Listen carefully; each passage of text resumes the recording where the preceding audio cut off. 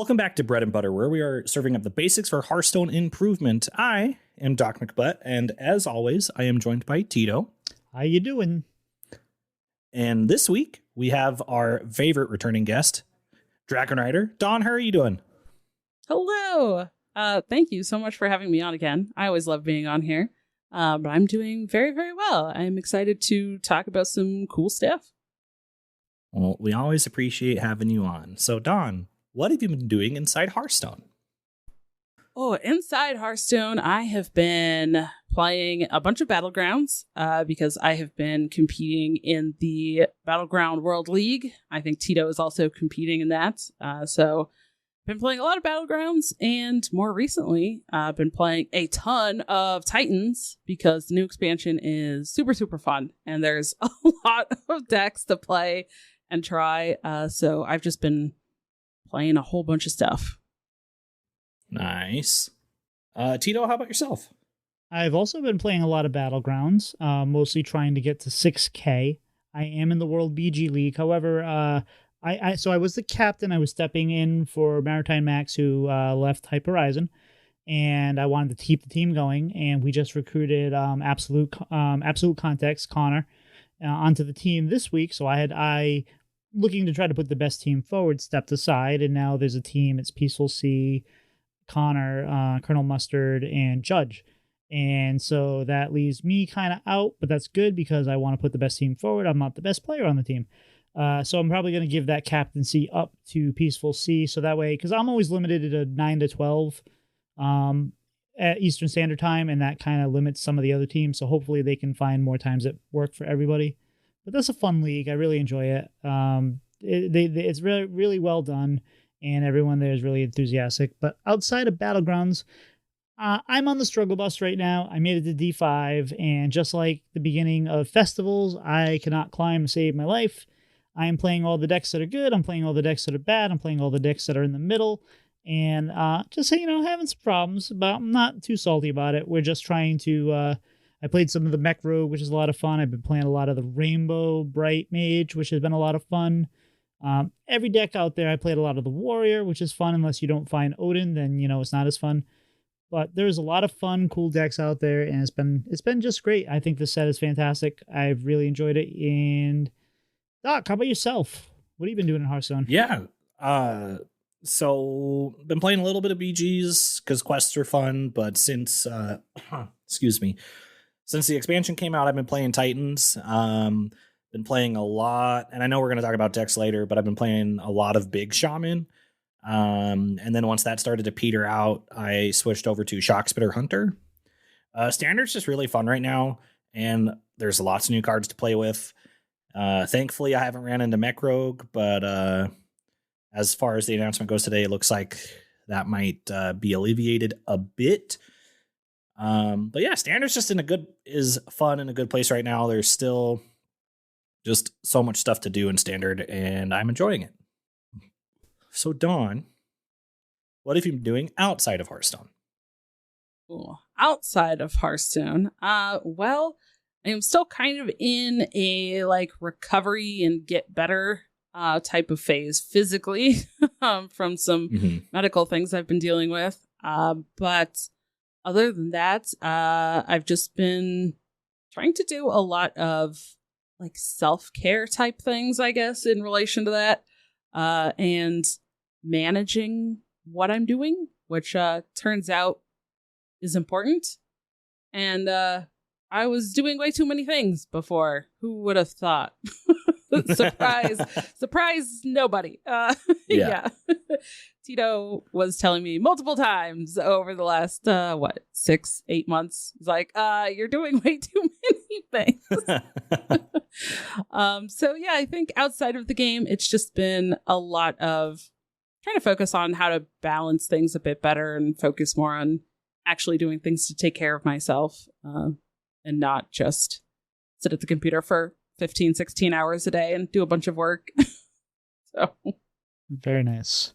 So I have, and first off, I always feel like I do a lot with my time and the content, and I feel overwhelmed. And if Dawn would reduce down to what I did, she would still I mean, she'd probably be doing a sane amount of things. She probably does double or triple what most content creators work on. So I'm glad you're starting to realize that you probably need to slow down a little bit and find your way and make things that make you happy. And I think you're well on your way there. So it's been great to watch that journey with you and be a part of it. So we're here. Mm-hmm. But so I went to the Lego experience in Boston with my kid this weekend. We had a surprise trip and Nice. got, driving in Boston's never fun. But once we get there, it was weird. Like the actual thing itself is pretty cool. The employees are kind of but they had like a movie for this new show they have on Netflix, and it has the 4D, so they have it snow on you, it rains, they blow wind, there's strobe lights, it's pretty cool. It's a fun little experience. And they had some other things. They had like a virtual reality thing that my son did. It was a lot of fun.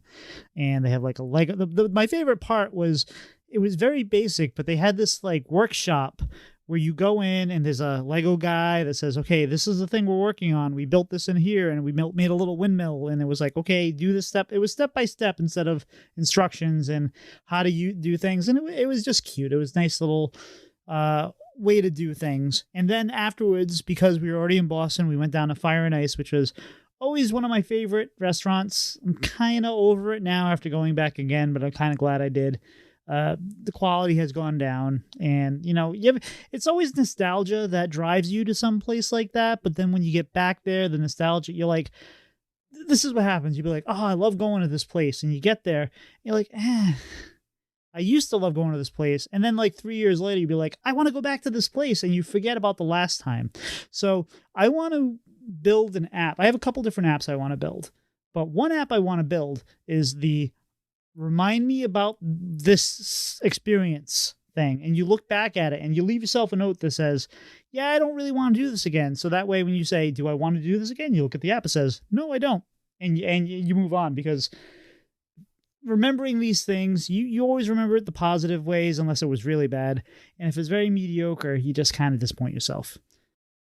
So, Tito, for those of us that don't know what Fire and Ice is. That's a great question. So it's a Mongolian grill where you go and you fill up your bowl with noodles and vegetables and meat, and you pick a sauce and you bring it over and they drop it on the grill and then they grill it up and they pour your sauce on and you keep going back up and up. So it's like a Mongolian grill buffet. Okay. The concept is great. It used to be fantastic. There used to be one in Cambridge Square down by Harvard, and this cool little map store and this cool little theater, and that location closed, and was one in Providence, and I think that location closed. So this is the only location left, and it's somewhere in Boston. And I like it, but I'm past it after this last experience. There was too many things that went wrong, and I'm going to remember this in 3 years. But one more thing before we get to what Doc did. I know I've talked recently about my audio and how I had my microphone pointed at my desk. We figured some things out, and hopefully it's better. Part of my issue is I need to stop leaning back. I need to eat the mic and stay eating the mic, and I usually get too casual. I usually sit back, so I sound like this. But we're working on that. The other issue was I said to myself, I feel like I'm missing something in the editing process. And I had a class with Ridiculous Hat, podcast masterclass, and I realized I was forgetting something. So I went back, because I recorded that piece of footage there that, would help me, and I wanted to review it. And I'm missing adding some presets. So I'm hoping that editing over the next couple weeks, we're not only sounding better with our mic, which I think we're already doing, but I hopefully the entire leveling and balance and everything will be a lot better as well. So if you have any feedback on that, as you're listening to that, you know where to find me, Twitter, Twitch. We'll talk about that later. Doc, what have you been up to outside of Hearthstone? Oh man, so a lot actually. So just how my days off at the credit union lined up last week, the end of last week and the start of this week. Have like Saturday, Sunday, Monday, Tuesday off, so I don't go back to work till Wednesday. We're currently recording Monday night. So Saturday, my brother and I went to a Pokemon pre-release at our local game store for Obsidian Flames. Fantastic set, by the way. That was a fun experience. Unfortunately, I went 1 and 2. My brother went 1 and 2 as well, and then our friend, he got one of like the premier like league packs because he went like 2 and 1. So that was really cool. He pulled 2 alternate art of the evolution of Combi, Vespa Queen. There we go. That's the card name, Vespa Queen. And it's like a $13 card, so basically paid for his entry into the pre-release. Both of my really good pulls, unfortunately, were quite literally fire. I got 2 secret rare fire energies, one of which I opened before, and then one of which was from one of my prize packs for playing the tournament. I played one of them, and my brother laughed at me for it. And then on the way back from the Pokemon pre-release, my brother and I passed an Apple Maps car. So that was super sick. It had like the big old pole with the camera on it and everything. That was cool to see. And then yesterday, Sunday, Cortland and I were supposed to wake up early, drive down to the Grand Canyon, look at the Grand Canyon because we both had never been, because it's about a 2-hour drive for us. Unfortunately, she's a master at turning her alarms off in her sleep, and her alarms did not wake me up. So unfortunately, we missed the window we wanted to go. Which then led to the very cool situation of my brother taking me to a concert up in the Salt Lake City area. So concert list goes as follows. So This Wildlife opened. Then it was Anne Berlin. Then it was Mayday Parade. And then headlining was Yellowcard. And it was Yellowcard's 20th anniversary tour for Ocean Avenue. Because... sorry, everybody. Yeah, big ol' emo hearts. That song is 20 years old. Came out in 2003. Fantastic show. It was awesome. Really cool experience. I got this really cool Yellowcard hat that I'm wearing. And then just being up north was cool. Unfortunately, on the drive down in a town called Beaver, there was a giant wildfire that we saw off the side of the freeway. So that was kind of scary.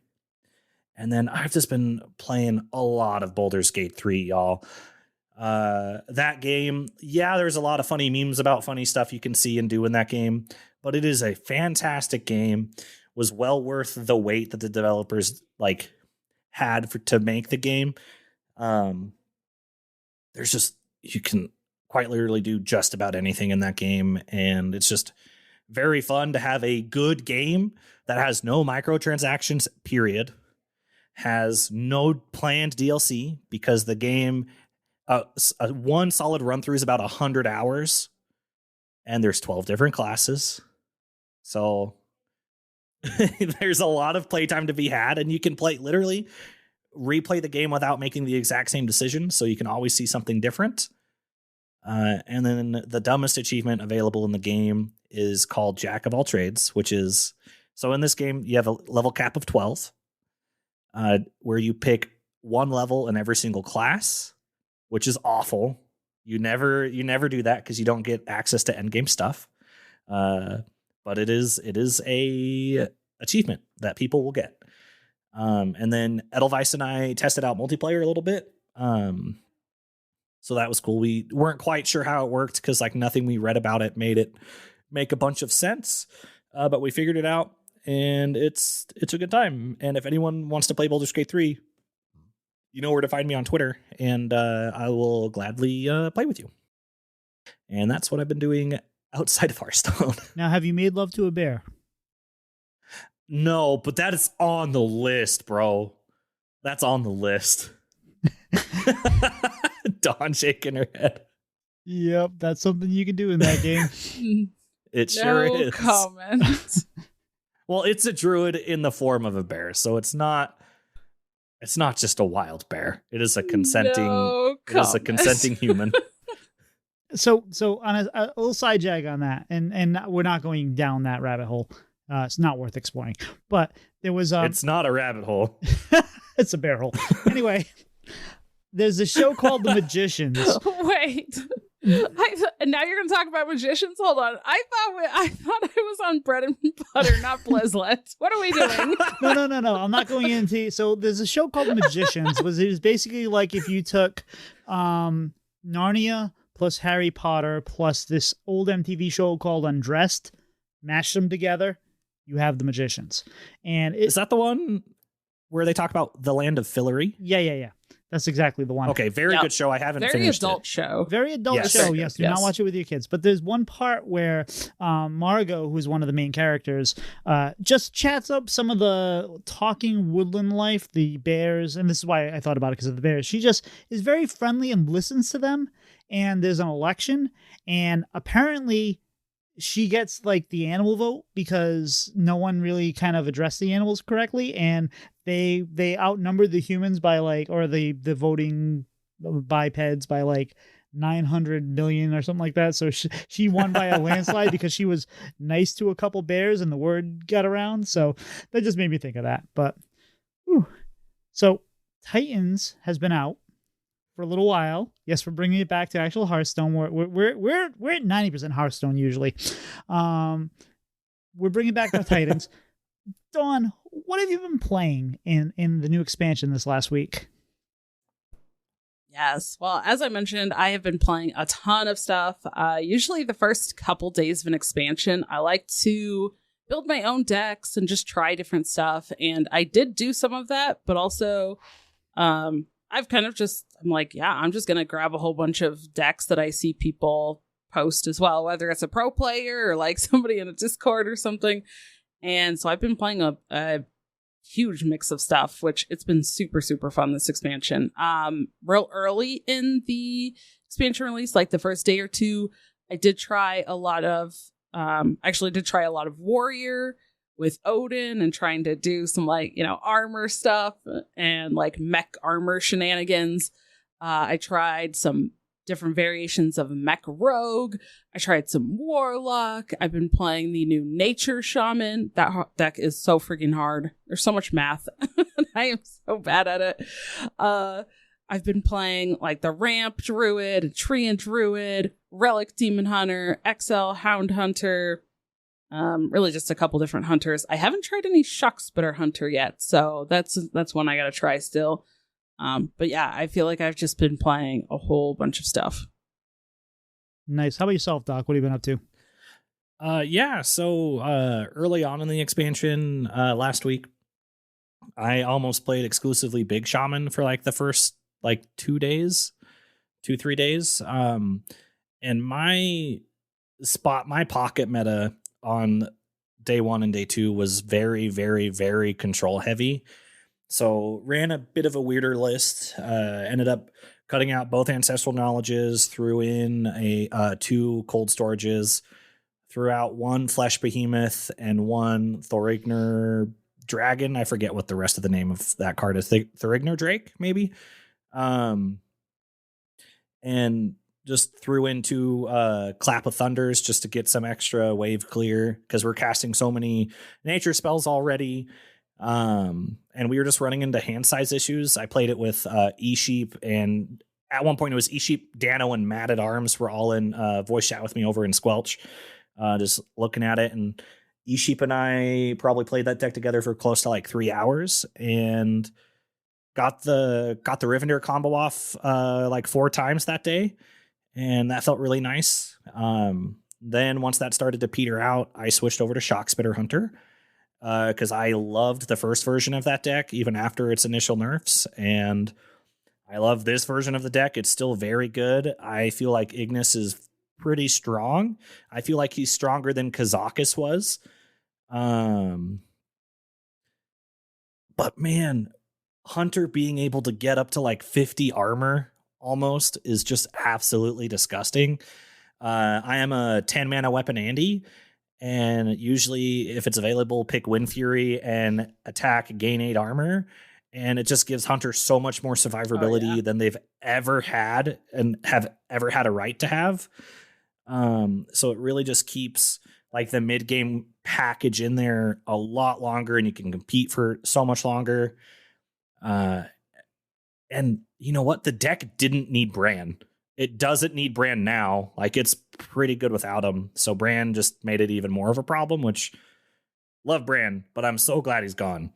He did not need to come back. Played a little bit of Treant Druid. It's just not enough for how the meta is right now. There's just too many board clears.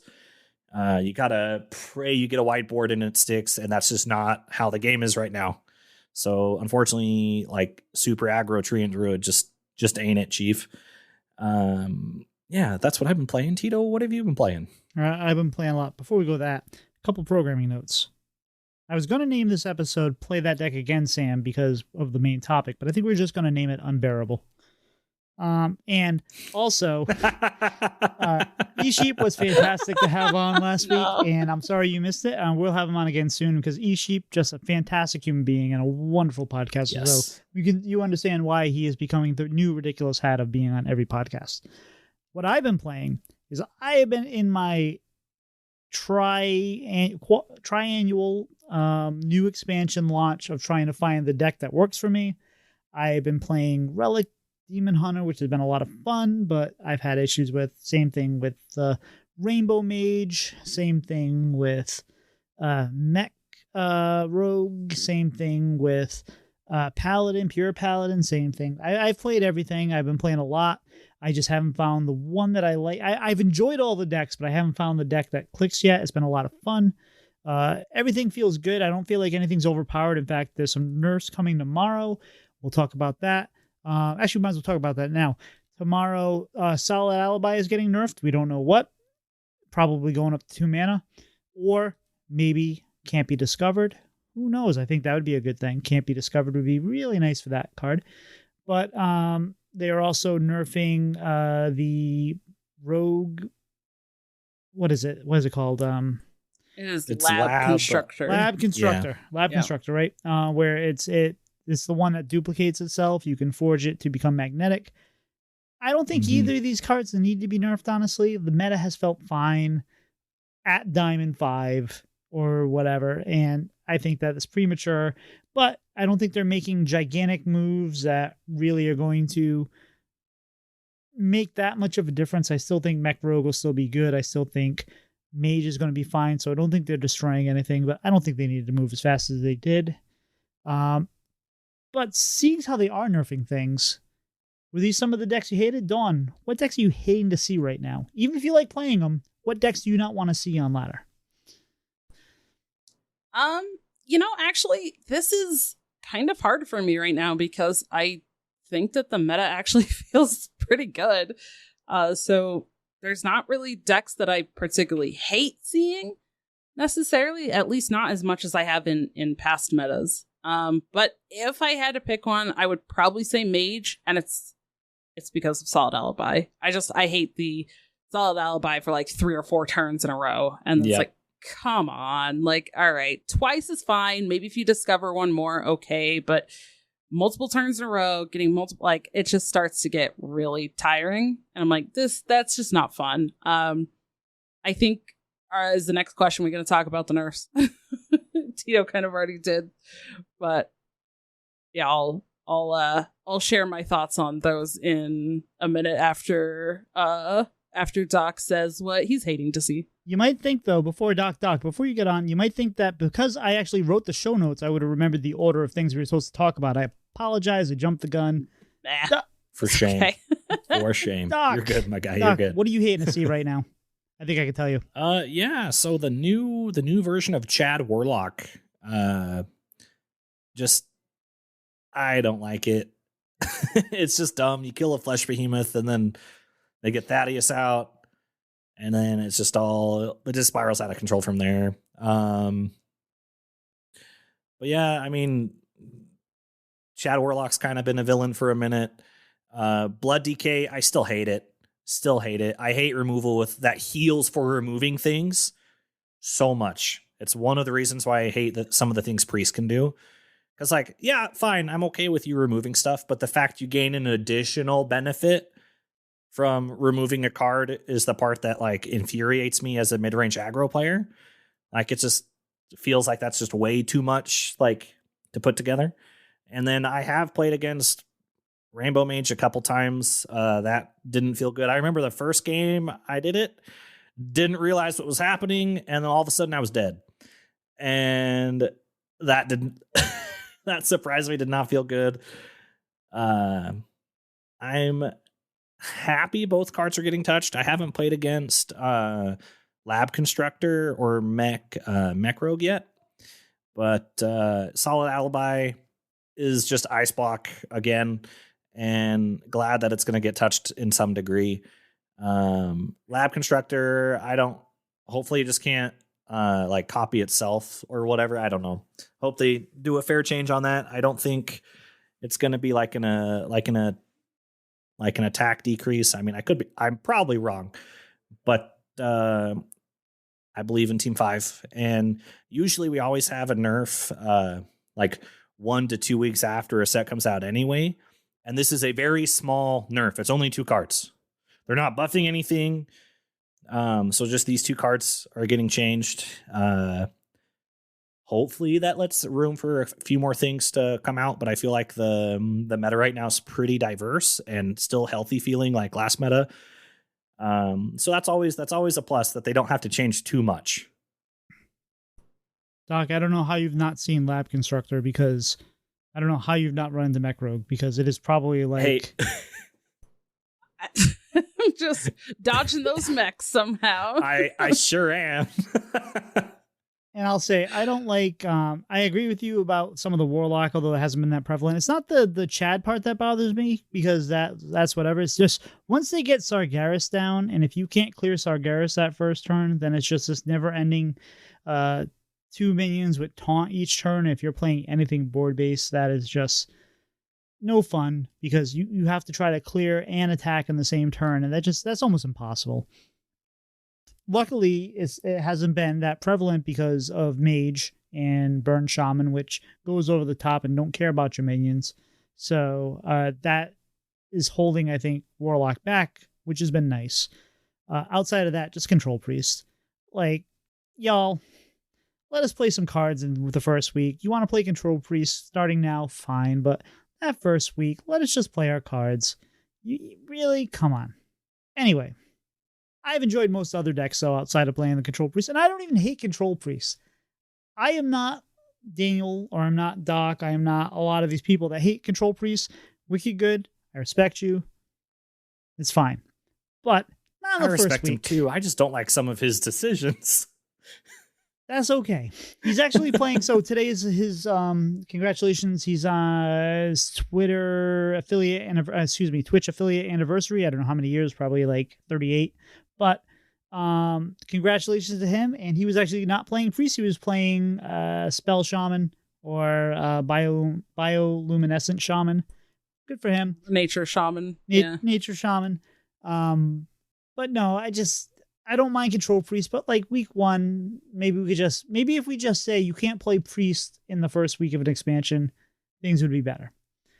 Anyway, we've already talked a little bit about the nerfs. I thought my say, Doc, I think you talked about it. Dawn, you have some thoughts. You want to give them to us?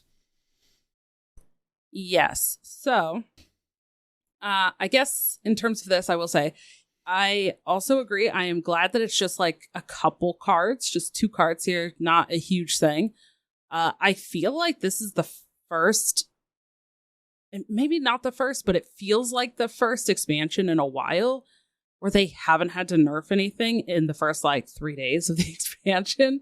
So to me, I'm like, huge success. Yay. It was almost a week. Actually, well, it's coming out tomorrow, so that will be a full week after launch. And it's just those 2 cards. So I think that's fantastic. I do also think that these 2 cards for me feel very much like not necessarily the strongest cards.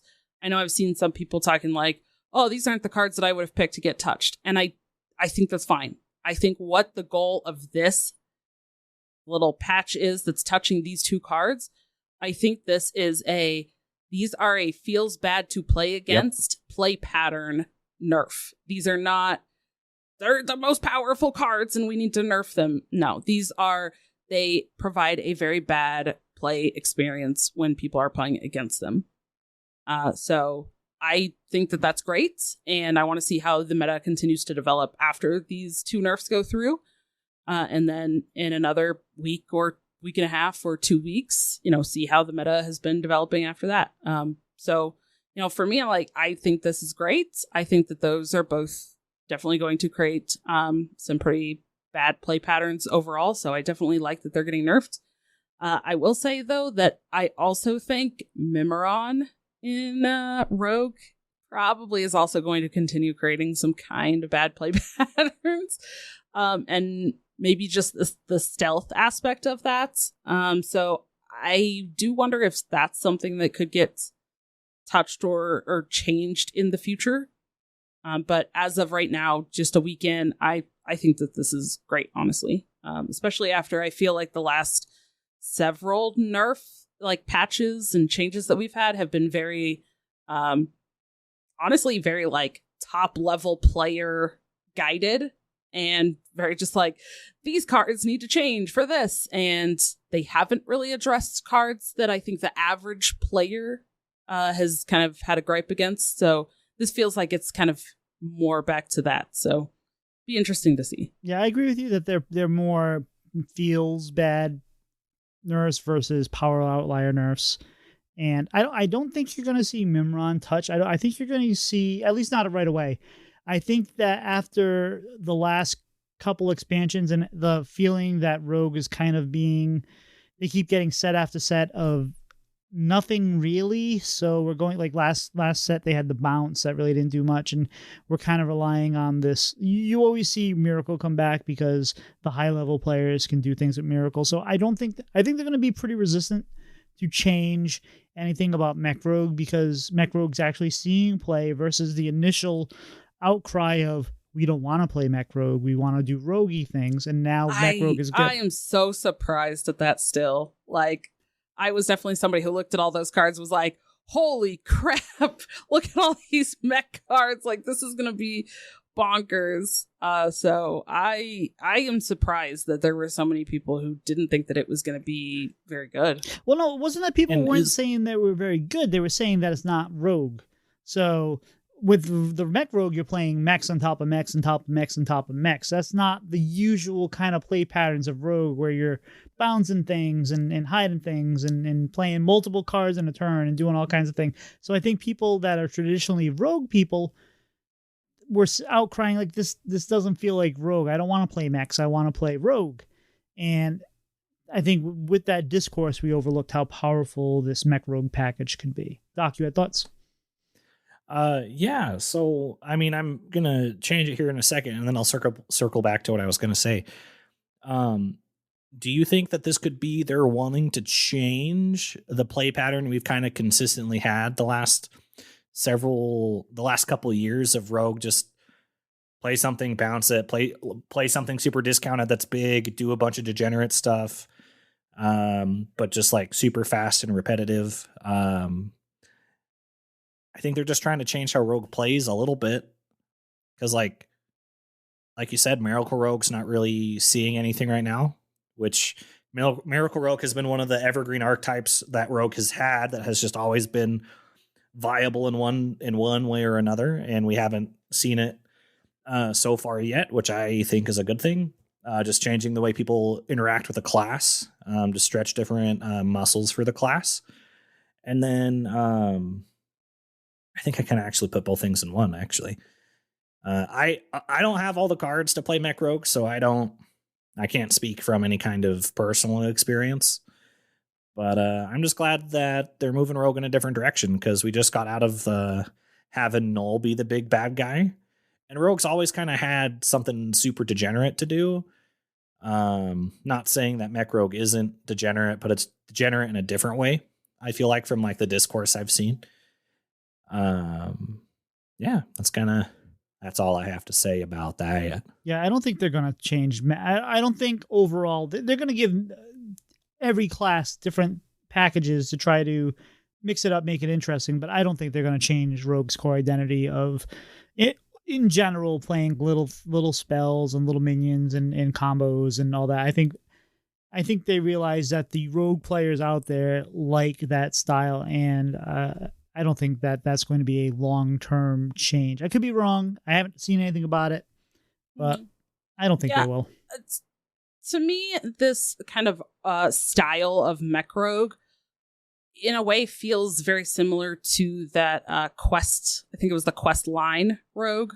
Not the original Quest rogue, right? Like not the Caverns Below, but the Quest line rogue that played a bunch of SI stuff, right? You had the SI7s and the SI bodies, and you were very much just playing like for tempo. You were playing bodies, you were playing those things. And I feel like for me, the mech rogue kind of has a similar feel to that. And it's not quite like these styles are more body focused and multiple bodies and not necessarily like leaning into one huge thing like with the location and Miracle Rogue, and not even necessarily even bouncing things back to your hand and replaying them. It's value from additional bonuses, right? Like the bonus cards you got from the SI scabs, the quests reward, the bonuses you get from Mimeron, and the effects of all of the magnetics that we're getting with Mech Rogue, like that kind of value and just getting things on the board. I think to me, those style of Rogue feel very similar. So I feel like it's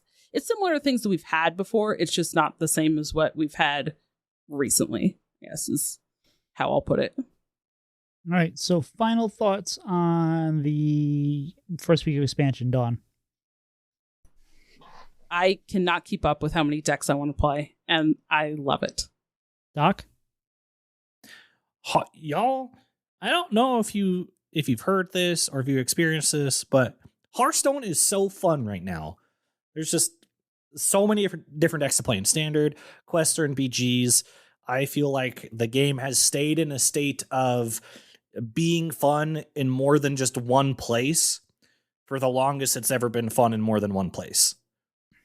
Like, there's something for everyone. Rip Mercenaries, but you can still play. But there's something for everyone right now, and that's fantastic. And Hearthstone's just fun. Y'all go play it. Stop listening to this, pause, and play it. No. keep playing. Just like open Hearthstone in addition to the podcast. That's right. Dawn knows what we're talking about. Save your RAM. You can listen on your phone and play on your computer. There you go. There's plenty of options. There's enough RAM in your phone to do the moon landing 50 some years ago, whatever it is. You can handle playing. You can handle playing a podcast and listen to a game. And as far as my thoughts, I've personally enjoyed it. I wish I was better at the first week of a meta where I could climb, because I've seen so many people. Shout out to Chickenhead Chase. So I don't know if he listens, but he is a regular in a lot of my in my Twitch channel and a few of my friends' Twitch channels. I believe it's been in yours, Dawn. He got first day legend and was ranked 25 for a fleeting moment. So good for him. It was a nice little moment there. So Chase, I see you. Good job. I've really enjoyed the meta. I just, like I said, I wish I was a little better at an emerging meta. Bonus question, which is not on the show notes. Dawn, what do you think the first Twist season is going to be after beta? Ooh. I am very intrigued with Twist, and I'm super excited for Twist. But personally, I would love to see the first one be like a popper. Like no legendaries. Just play without legendaries. I don't know. I think that it would be a lot more accessible, and I think it'd be pretty interesting to see what decks people come up with that you can't just, lean into something like Titans or lean into, those big powerful cards. Doc? I would really love an even odd Twist month. Give us Gen Baku again. Make us remember why we hated it. But it's only a month, so it's okay. No. Give us Gen Baku with the new cards. See how that changes some things. Or I really like the Popper idea, Don. I think Popper and Hearthstone is such an interesting place to explore. Give us Ungoro. Give us Ungoro and 2 other sets, and just let me have fun with all my dinosaur friends, please. That's all I want. I just want to be able to play big dinos again. And Tito, how about yourself? I am going to guess that we are going to get a magnetic theme expansion where we have all these sets that were revolving around mechs, and that all mechs will be magnetic. Oops, all mechs. Oops, all I mechs. love it. I'm there. Ooh. I'm there. I That'd be think fun. that I think that Smarm's cat and I talked about that on one episode of Doctor 3, and yes, like if they do that, I don't think that I would play anything else besides Twist. Like, please give me all the mechs. I love mechs so much. No, I can dig it. Okay, so Doc, I don't know about you. This has been a lot. I'm getting a little full, but I mean, we haven't even had the main course yet. I think it's time to eat a little more. I agree, but can I add one more thing? So you know what you actually are playing when you play with Gen and Baku or Prince Malazar in your deck? You're playing Commander. Start of game effects in Hearthstone is just Hearthstone Commander. That's all it is. True. All right. So our main topic tonight is building blocks with Dawn. That's why we have her on. She has a segment. We talk to her hopefully once a month. It's been a little more than once a month lately, but we'll get back at it. But this particular month, we're going to talk about improving play with the deck. So Dawn, the floor is yours. Yes, thank you. Well, just as a reminder for anybody who maybe hasn't caught all of them, but we did talk about, in the first segment, phases of a turn or lack of phases potentially. We did talk about resources and different resources that you can use in a game. We've talked about archetypes. We've talked about mulligans. And then I thought, what is a good, segue from learning all the kind of different aspects of different archetypes and all of this stuff into how you actually approach learning a deck. And whether this is learning it from the very start, like you've literally never played it before, or you want to learn a deck even better, right? Because playing 10, 15, 20 games with a deck, you feel like you've probably learned it a bit. But getting really nuanced with a deck and learning very specific, matchups or very specific situations, it could take you hundreds and hundreds and hundreds potentially of games with some of these. I know an example for me when we had, you were just talking about some of this kind of stuff, but we had like Zephyrus, right? We had these Highlander decks, which very much kind of like Commander decks. You'd only have one copy. And I played a ton of Highlander Hunter. And by a ton of Highlander Hunter, I mean, within probably the 3-month span that I played that, I easily played several thousand games with the deck. I played a lot of Highlander Hunter.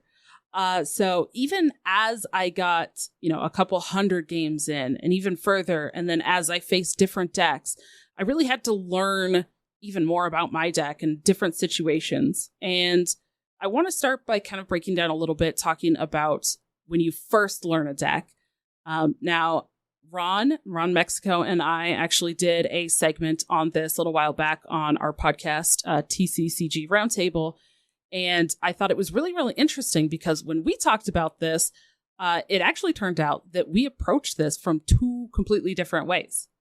So then I thought, that actually is probably good because I think how people approach learning a deck and then improving a deck that they might want to learn even more, there's so many ways to go about learning a deck. And I think that is one of the coolest thing about card games.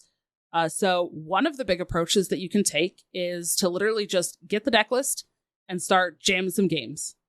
Get a feel for it. See how it goes, right? Like, see, what is this deck about? How does it feel? And then, okay, you've kind of started to play. Then at that point, maybe after you've gotten a feel for it, you can start to dig deeper. Maybe you look at a guide from somebody that they've put out, or maybe you start looking up mulligan stats.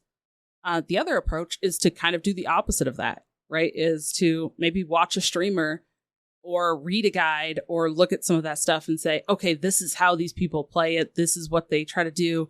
And then you go and you take it, kind of in the game for yourself and see if you can get kind of similar results or get a feel for the deck that way. And there's no right or wrong answer with this, which is one thing that, again, I love the kind of flexibility of how people approach learning decks, and it's super flexible in how you do this. But I want to ask you guys, when you first learn a deck, do you tend to take a more, let me just jam some games with it and see how I do? Or do you take like I'm going to learn about it, see what the win conditions are, see how it kind of plays, and then I'm going to try it? Which way do you guys usually do it? Go ahead, Doc. So for me, I used to watch several videos of different streamers playing the same general deck for like a while, just to try to understand from their perspective. But now I've kind of transitioned into quantity. I pick up a deck and just jam as many games as I possibly can with that deck. Like with, for example, with Big Shaman, it took me 6 games to understand how to play that deck until I started to like win and be like, okay, like I get like what I'm supposed to do. And then with Shockspitter Hunter in its first iteration, I had like 150, 200 games with that deck, and I just liked it a lot, so I played it a lot. But I'm quantity over quality, I guess, at the start. Now, just pick it up, try to get as many games in, learn different interactions. Yeah, that's me. How about yourself, Tito? I play a lot of games when I find a deck I like. Shadow Priest, I had over 1,000 games.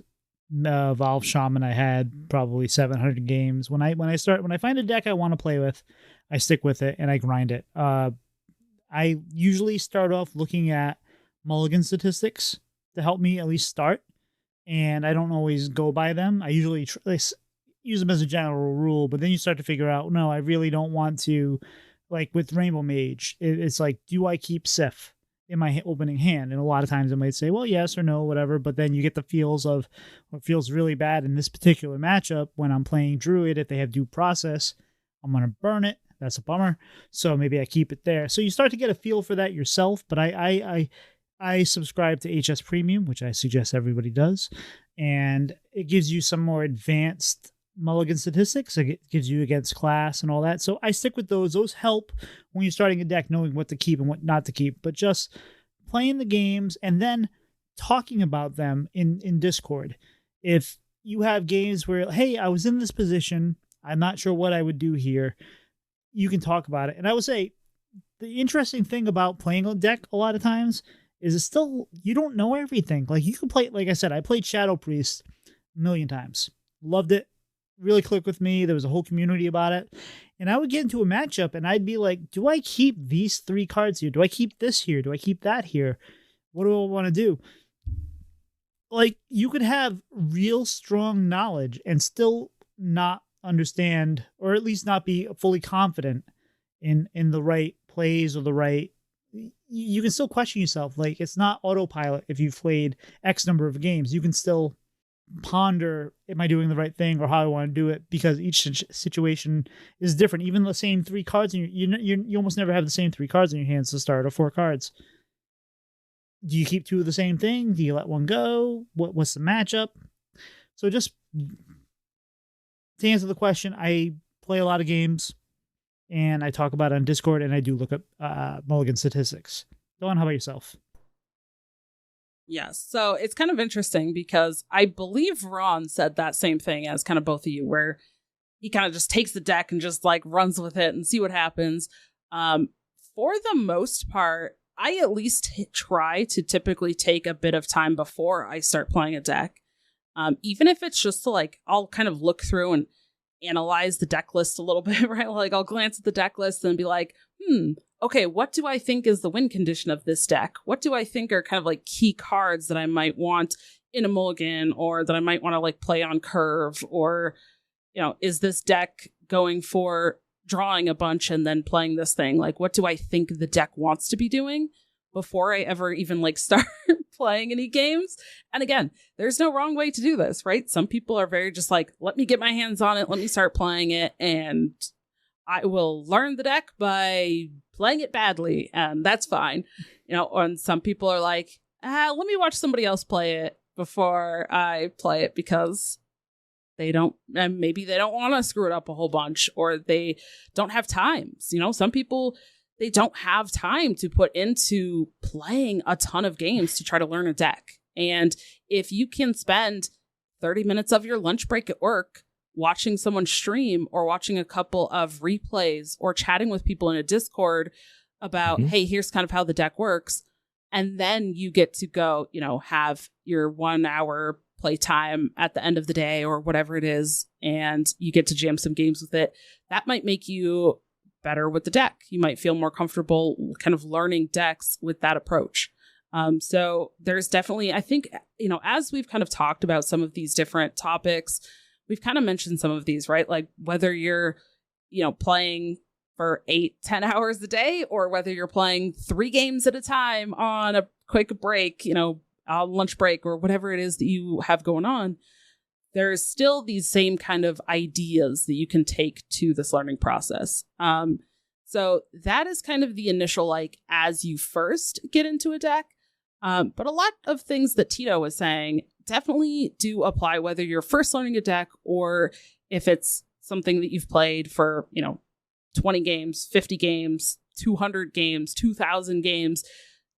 Even if you watch the pros, especially obviously, like, if you're going to be playing that many games, like 2,000 games of a certain deck or whatever, you're probably playing that over a little bit more of a time frame, right? Longer time frame, which also means that you're going to be playing against more variety of deck on the other side of the table. So that will continue to change. And as more cards get added with mini sets or expansions, or as patches drop and cards change or get nerfed, right, or buffed, that also can impact things with decks. And it's also very interesting if you also want to learn some more about a particular deck.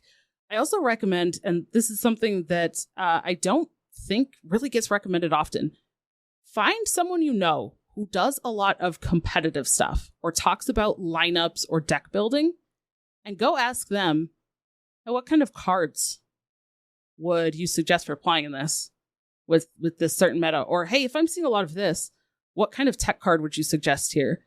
Because I have also found that talking about tech cards with people who are like very, very good at competitive play and lineup building and stuff completely changes how I approach decks, which is fascinating to me. But that's what's happened, because sometimes they'll say, yeah, well, if you change out this card and you put in that tech card, while your matchups are still the same, except for your one good matchup is now more like a 50. Well, that's not good. You don't want to do that, right? If you're changing your good matchup to a 50-50, probably not something that you want to do, but maybe that's something you never would have thought of. So I think that that's a really interesting tactic that you can do as well. If you know people who play some competitive, or look at like deck building and lineups in terms of that, is just ask them about a couple different card changes and see, or even just play the deck with a couple different cards and see how it feels, right? If you're somebody here like, I just want to jam the games, I don't really care about talking to people, like I don't want to go analyze that stuff, like I just want to play, switch out 2 cards in your deck and then go play it and see how different it feels. Does it feel different? Or does it still feel the same? Does it feel different in 1 or 2 matchups? Do you feel like it made it worse? More consistent? Less consistent? That is also something that you can do. And I do kind of like to tell this story. When I first hit Legend, my very first time hitting Legend, I was playing Murloc Shaman. And this was definitely back in the like Ungoro time. I know, Doc, you mentioned that. Yeah. So you had cards that pulled Murlocs from your deck and all this stuff. And yeah, and for me, and I always forget the name of it. It was that 2/2 Murloc that like discovered a secret. And everyone was like, this card is absolutely core. Like, you have to play this card. It's so good. And every time I played that, I went, I don't know what secret I want. What am I doing with this? It feels terrible. I hate this card. And I just absolutely hated it.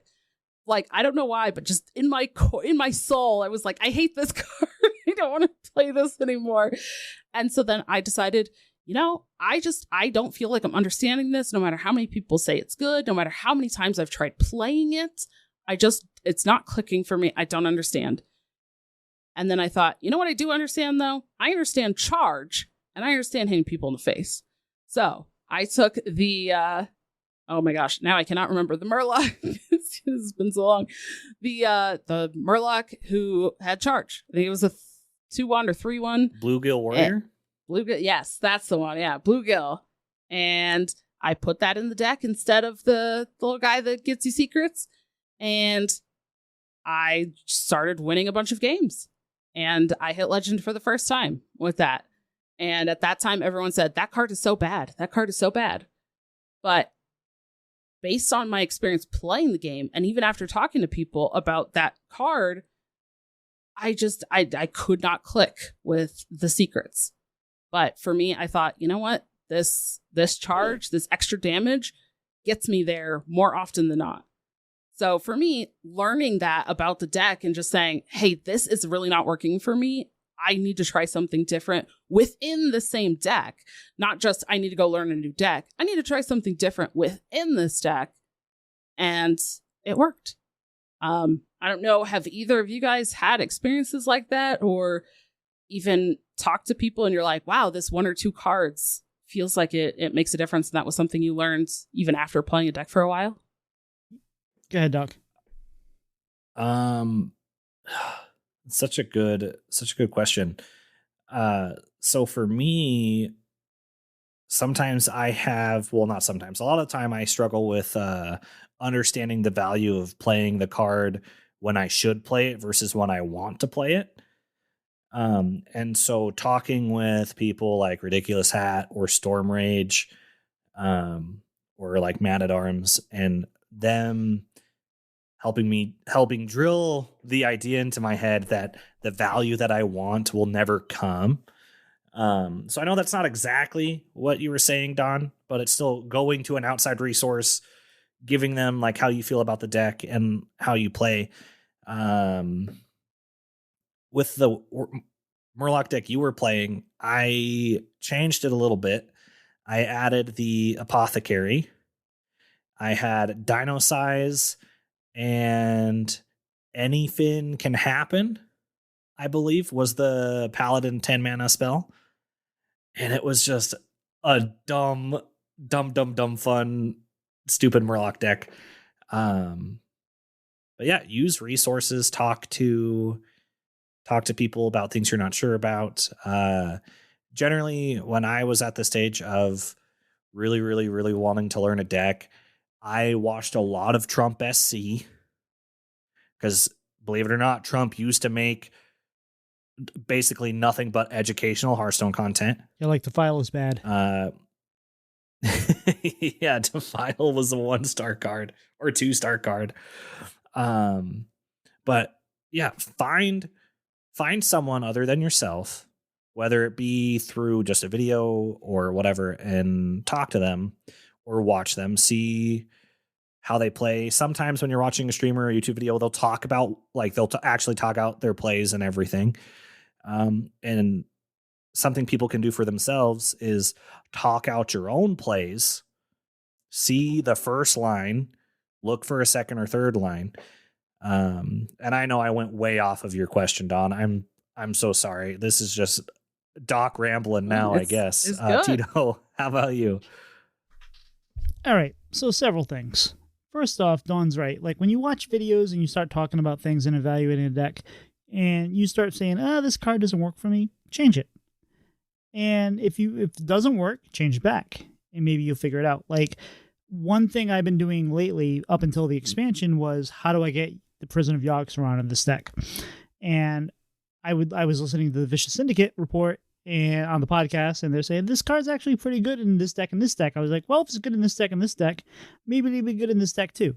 And I don't like playing 2 of these cards. So like right now, I can tell you right now, one of the issues with Rainbow Mage is 2 copies of Volume Up, because one is good, but the second one you almost never use because your hand's full, you have all these spells, and it just never ends up being good value. So what can you replace that? I'm probably going to put a Prison of Yogg-Saron in for that, because 1, I love the card, and 2, people aren't expecting it. And sometimes there's value in people playing a card that people aren't expecting. It might not work, but if it does work, then you can keep rolling with it. If you keep an eye on your own statistics and see if you put something in and 5 games you haven't played it or it hasn't met the result that you expected to, maybe that's bad drawing. But if you get to 10 games, still not doing anything, then maybe change it up. Maybe go back to what you were supposed to do or whatever. Like, evaluate your own statistics based on how you are playing. And the other thing, too, to note is the meta can shift, even if Team 5 doesn't intervene.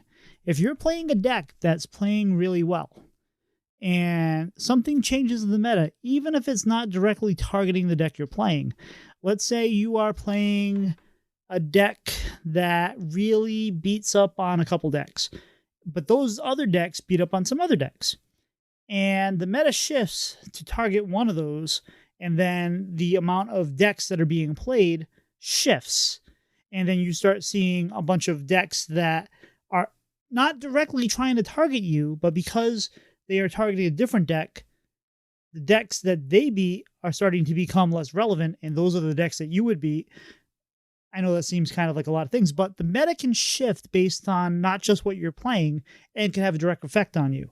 So if you're playing really well, I just played 500 games at a 60% win rate, but the last 100 games, I'm at like 52. I don't get it. The meta might have shifted. And doesn't mean you're playing the deck poorly. It just means that your matchup spread might have changed. So listen to podcasts like ours, especially ours and Dr. 3. But if you pay attention, I'm kidding. But if you pay attention to like the information out there on Twitter, in Discords, if you're not in the Coin Concede Discord or something similar like Vicious Syndicate, and you're not at least reading along, you're doing yourself a disservice if you are trying to, if you don't care about how well you play, fine. But if you're trying to improve the level that you play, those are amazing resources, because you can say, hey, I was doing really well with this deck and all of a sudden I'm failing with it. What's wrong? Someone's going to tell you, oh, it's because you were playing this deck, but now all of a sudden people are targeting the mech rogue, and that has shifted the meta. So that way now there's a lot more control priests and you don't do as well as control priests. You can get a better understanding of, hey, maybe it's time to shift what I'm playing, or maybe it's time to make some adjustments to the deck I'm playing to handle the circumstances that are being presented to me. So nothing in a meta is ever consistent. It'll shift even slightly, and those micro adjustments can really affect the deck you're playing. I don't know if I'm. Let me tell you. Let me tell you, something you brought up is something that I have had to learn the hard way by playing. And I was definitely one of those people for a long time. People would be like, oh, did you see this VS report? Or, oh, did you like watch so-and-so stream? No. Nope. Okay. And you know what? That was fine for me for a while. But there are a lot of people who do look at that stuff and who do watch those streams, and that will impact the meta. So then in turn, it impacted me, and I was not keeping up because I was not paying attention to those. So even if I thought, it's fine, I felt very behind in terms of trying to actually be competitive and figure out what's going on with the changes in the meta or the shift, or all of a sudden it'd be like, where are all these, whatever deck it was, where are all these shamans coming from? Or like, why is everybody playing Warlock all of a sudden? Like, was there a big streamer that played it? Well, maybe it was in the Vicious Syndicate report as like, they said, hey, this could be a really good deck, but nobody's really playing it. And then all of a sudden people are like, oh, this could be a good deck, but nobody's playing it. I'm going to play it. And then turns out all of a sudden everybody's playing it. And then you don't know where it came from. And that is all part of like the learning process as well, right? Learning now, how does your deck fare against these other decks that are now kind of popping up that you didn't know how to play that matchup before.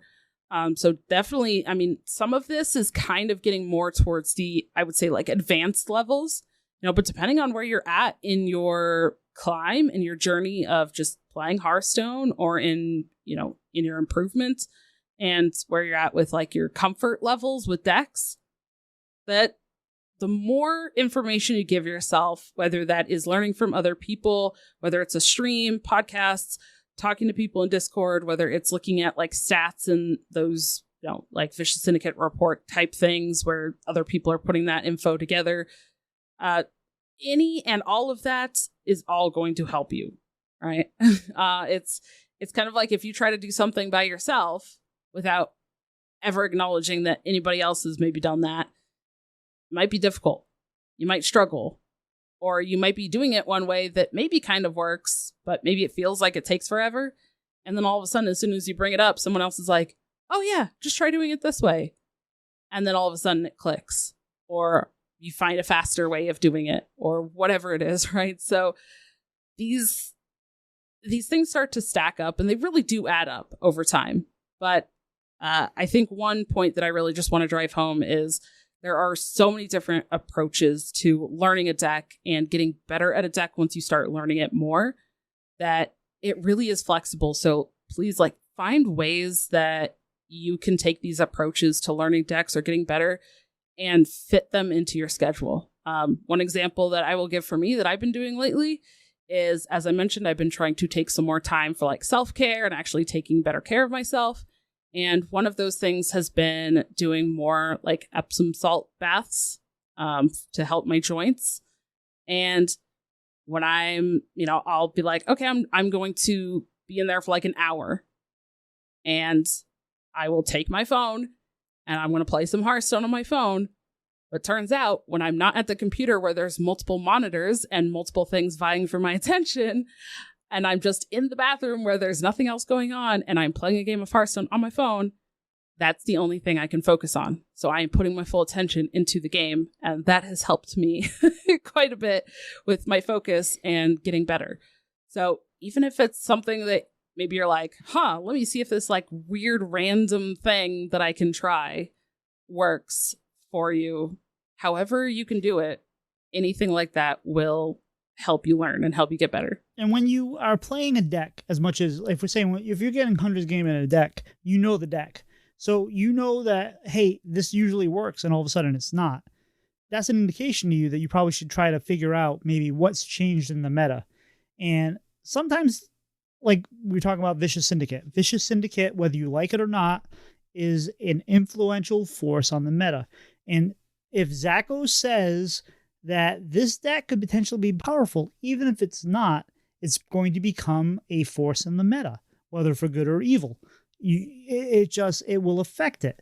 There's no, and if McBannerface gets to rank 1, or if No Hands Gamer or Meaty post a deck to say, hey, I got rank 1 legend with this druid or whatever, that then the people start playing it more. And even if they don't have the same skill level, that deck now introduces itself, and maybe that will have not the effect that people wanted on the meta, but it'll affect other decks and other cards. So it is a constantly evolving thing. It's never static.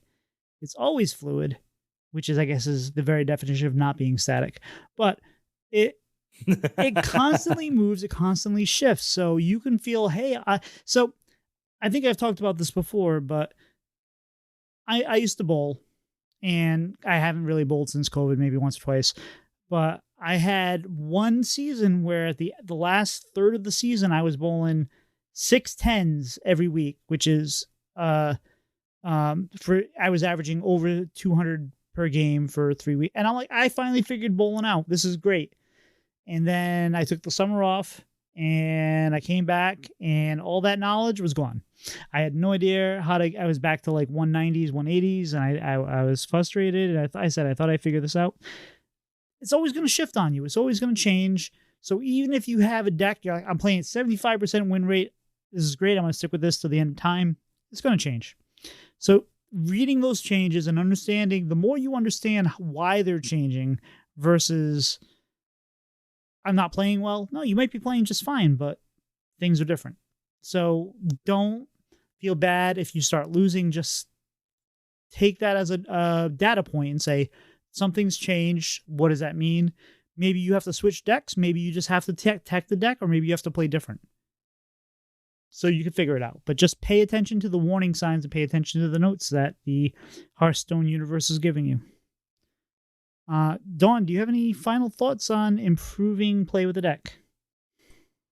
No, Not really, but if anybody has anything that they have found that, even if it, or I guess the more weird it sounds, the better. I would love to hear some people's like, hey, I tried this odd thing and it worked, or helped me. Or even if it's just like an ordinary, like, hey, I tried this tactic for learning a deck, and it really worked and helped me. I would love to hear that people found some value in this or decided to try out some of the ideas. Like we said, put Prisoner Yogg-Saron in every deck if you can. And also, though, like to what Dawn's saying, Pozic is a good example of this. Pozic is supposed to be a really good card. People say put it in a lot of decks before nerf. Even after nerf, it's still pretty good. But if like you playing it, you never feel good about playing it, and it never feels right to you, try something different. And keep an eye on your statistics. Keep an eye on what you're doing and saying, well, are you winning more since you got rid of Pozic or losing more? And then you can say, okay, well, I'm losing more, so let's put him back in and see what's going on. Or I'm winning more, so maybe I found something that people aren't thinking about. Maybe if you're seeing a lot of Warrior and they have the weapons and you're getting tired of it, maybe throw in a Viper. And if it ends up sitting in your hand most of the time, maybe switch it out. Just pay attention to what you're doing, figure it out. A good person to watch, and there are great people to watch if you are interested in improving yourself and figuring out how to modify decks. There's plenty of people out there that are great at it. Funky Monkey, constant at Iterator, Warshak's fantastic, Edelweiss fantastic, although I don't know if she's going to be streaming for a little while. But there are people out there that are really good at just saying, this doesn't feel right. I'm building a deck. Let's change things up. Let's figure out how to not only play a deck for a lot of games, but also modify it and adjust to the meta. Just, it's worth watching people. And if you don't have time for it, you can ask questions in the Discord, and people that have been watching those will answer you. Doc, any final thoughts? Yeah, I was just going to say kind of what you just said. Find people in a Discord server, or even ask the streamer you're watching, hey, why are you playing X card? Like, I don't understand how this works. And if fortune be with you, then the streamer could see your comment and be like, oh, hey, Storm Rage, the reason why I play this card is because it's really good. It's really good against this card that's prevalent in 3 other decks. So I play this card to give myself an edge. Or if you just have a bunch of friends in a Discord server, be like, hey, I'm struggling with this deck. Can I see the list you guys are running to see if my cards are any different? And then if there is a difference, be like, just ask them hey, why are you running this over this card? Because I don't have that card in my deck. What's the thought there? Ask as many people as you can. Try to use the resources you have available. Or if you have a significant other that will humor you if they don't understand Hearthstone, try to teach them how to play the deck by explaining it and showing them. Because sometimes when you coach people, you learn stuff. Because it forces you to understand things at a more fundamental level. And then you can be like, oh, now I understand why this card's in this deck, because it's good at these 3 things, or however many it may be. And you know what? Just have fun with it. You don't have to have a positive win rate to have a good time. It helps. It certainly helps, but that's not the only way to enjoy the deck you're playing. Sorry, Doc. If you're not first, you're last. Anyway, I'm full, but there's always a little room for dessert. What do you think? Yeah, I agree. So, Dawn, this is the first time we've ever asked you this question, because we've started it since the last time you were on. What is your favorite dessert? Okay, this one is actually a really, really hard question. Ask me anything about Hearthstone, and I could probably come up with an answer pretty fast. Ask me this, and I'm like, can I say all of them? I don't know. Hold on, I can most of them. I can tell you some things Dawn doesn't like: syrup, butter, salad dressing. Salad dressing. Don't like salad dressing. Except for once a year or 2 all times a year. salad dressings or specific salad dressings? Nah, I don't really like salad dressings in general. Hey, that's good. That's the least healthy part of a salad is the dressing you put on it. Well, yeah, then I just don't eat salads, because. But salad. You know what I do eat a lot of is sweets. Salad is what food eats. So, what kind of sweets? Oh, is it like candy sweets? So many sweets. I used to eat a lot of candy type stuff, candy bars and things like that. But now I would say like my desserts and the sweets that I like are more like brownies, ice cream, cakes, pie, things like that. Especially not even just like regular typical ice cream, right? But I'm thinking like that you get from Blizzard or like Cold Stone, right? Where like you put like a bunch of stuff in the ice cream, just really load it up with the sugar and the sweet, like put all the things in there.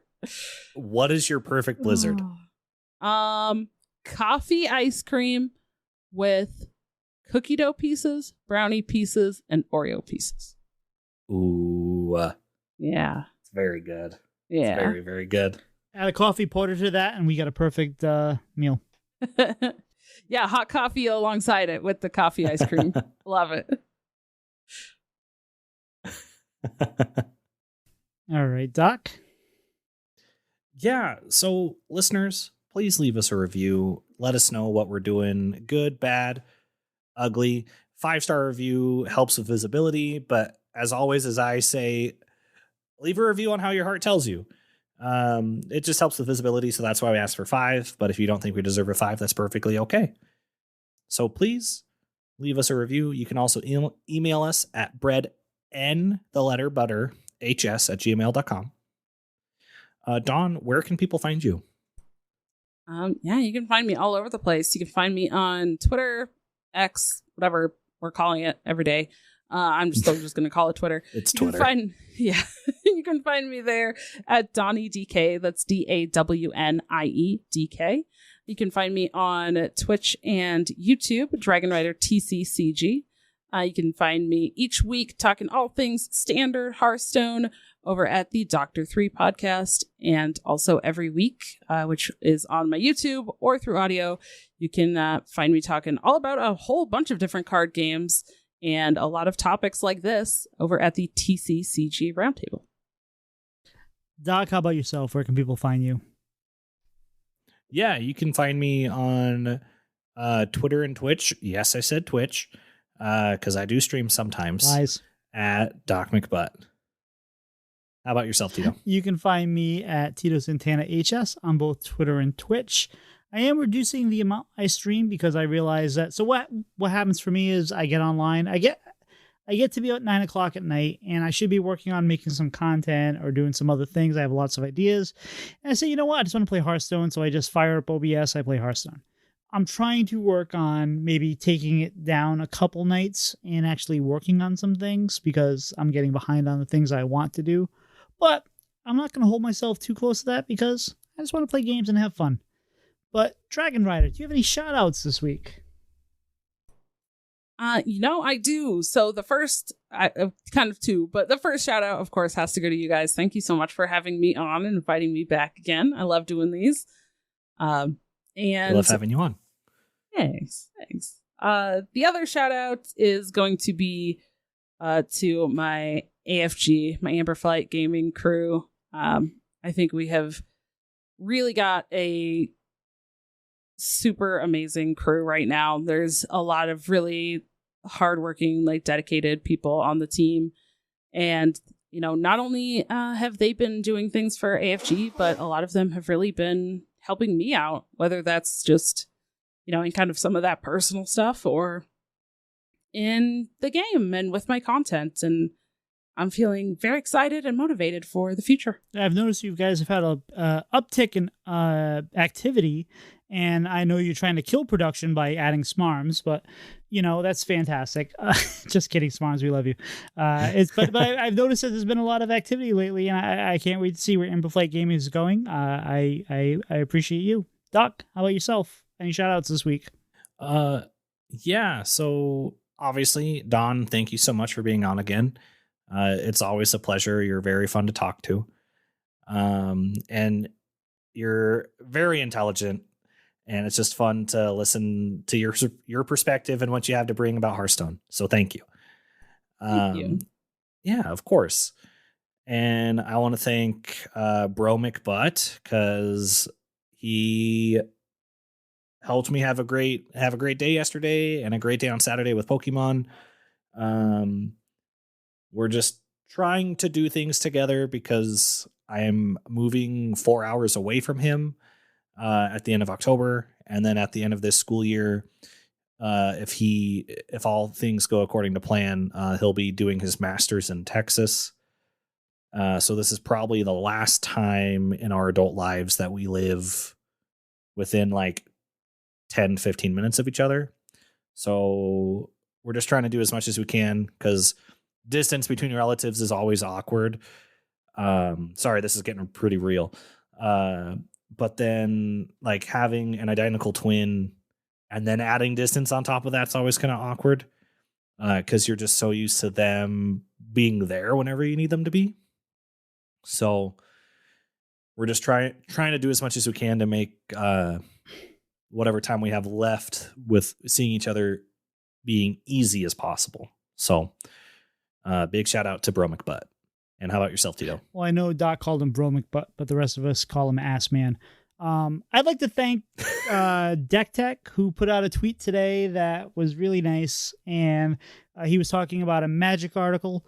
And he said he was talking about card advantage. And the thing he said about that was, if you listen to educational shows like Coin Concede or Bread and Butter, and that meant a lot, because it just meant that someone's listening to us and thinks that we are doing kind of the job, the mission statement, which is to try to help people become better at this game.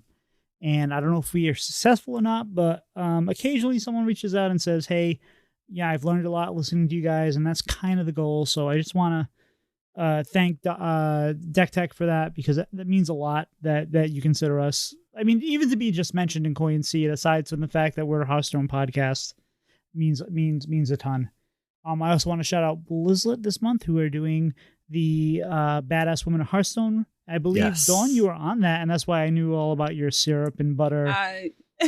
Yes, that was last week. That was a hoot of an episode. If y'all want something that is very entertaining in a lot of different ways, that's an episode you want to check out. Smarms and Daniel have this tension that they just need to date. I don't know what's taking them so long. If they're not, maybe they are and they're just not telling us. But I think before the end of Hearthstone that Smarms and my prediction, Smarms and Daniel will become Spaniel or Starms. I don't know what our joint things there, but it just feels like that's just inevitability. I could be wrong, but I'm gonna ship them in my mind. And finally, I am coming up on a year of streaming. I think it's on the 27th that I got affiliate or started my stream. I don't know if it's affiliate or I started my stream for the first time, but we're approaching a year that I've been doing content creation. And it's been a journey, and I haven't had the growth that I've wanted, which is fine, because I haven't done enough to make it happen. It's hard work. I just put an article out on Hype Horizon.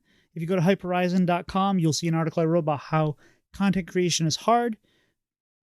Go read that. I appreciate it.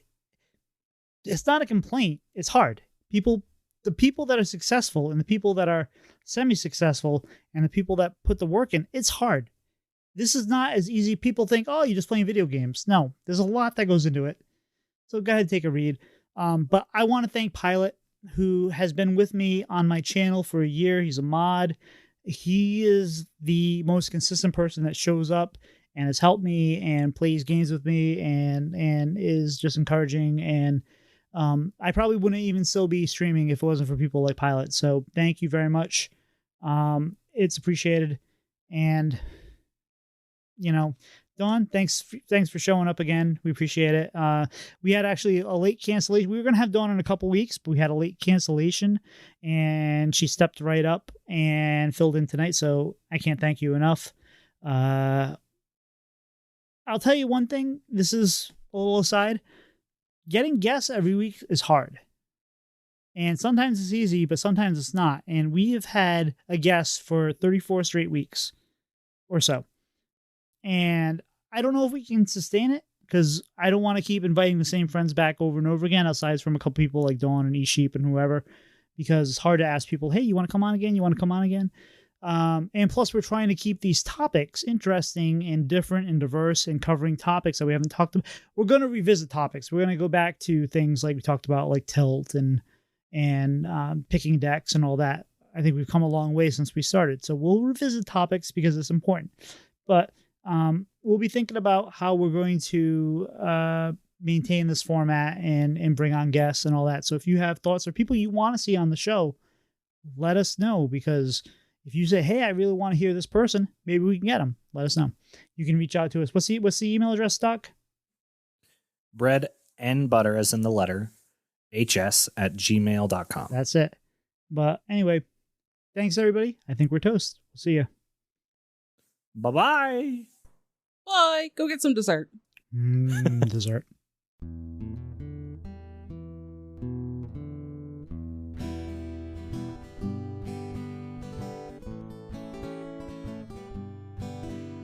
Slide two brothers meet one another when they slide up to the mic. It's bread and butter with one another. Let's start up that recording light.